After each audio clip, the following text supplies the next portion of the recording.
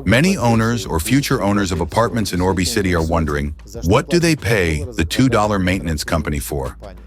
That's why I will dedicate this issue to what a company like Orbi provides to its investors in the form of infrastructure and what a buyer actually pays this maintenance fee for, so that there's some understanding and value to all of this, because it's not just about, for example, Orbi, but many other companies.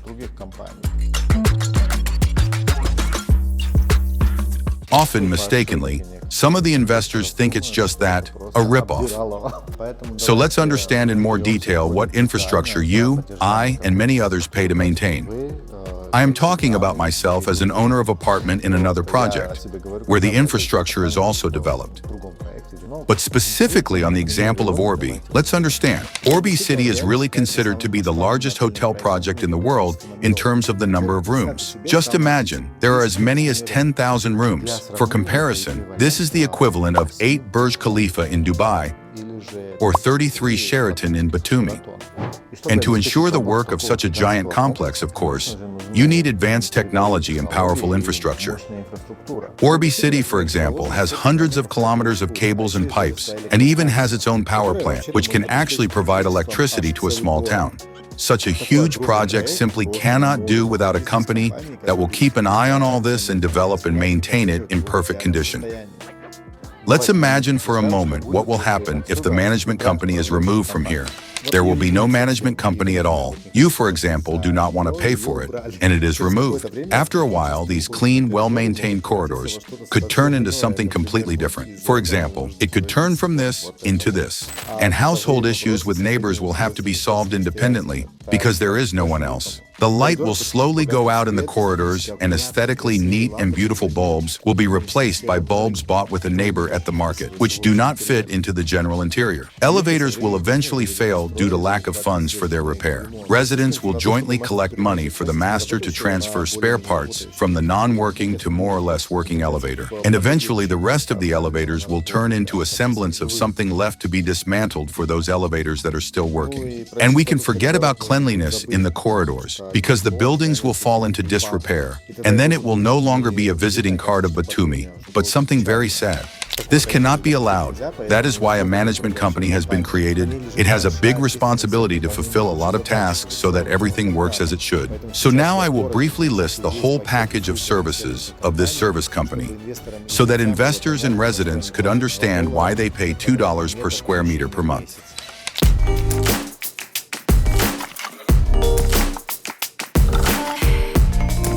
Reception service. There are as many as 4 of them here. They work around the clock without weekends and holidays.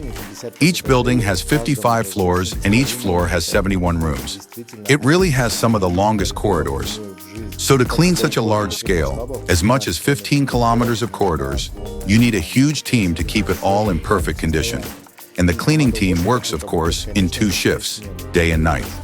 In short, the cleaning team works 24 hours a day in the buildings. The cleaning team itself has a separate infrastructure with its own managers, supervisors, and supervisors. So it's not a small organization. Your room is always clean to world-class standards, like in a 5-star hotel. This is very convenient if you rent out your room. You don't have to look for someone on the side and check the work done or carry your laundry to a laundromat kilometers away from the building. You simply leave a request at reception. It's convenient, and book your own cleaning service.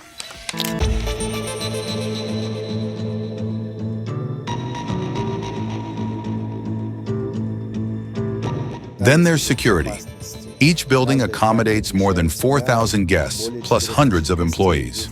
With such a large number of people, it is important to ensure maximum security. So there is not just a security company, but an entire security service with more than 100 people on staff. The monitoring group is a separate room, more like a NASA control center. There are 32 large monitors that show video from 3,795 surveillance cameras. The system automatically displays suspicious objects or movements and facilitates the work of operators. That's not all. There's a bunch more interesting, useful features in the system that I can't divulge. Next up is the fire system. This is the central room that controls all 3 buildings, including the commercial areas.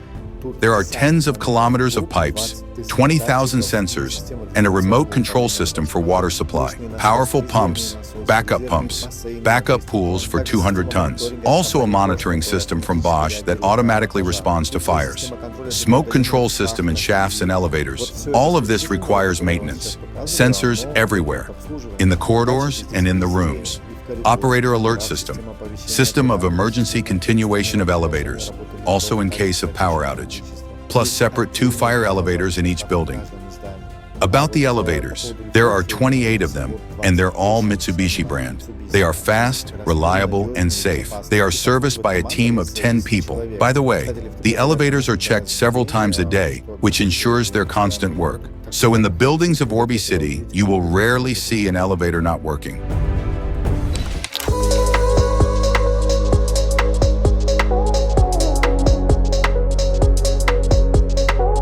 But of course, that's not all.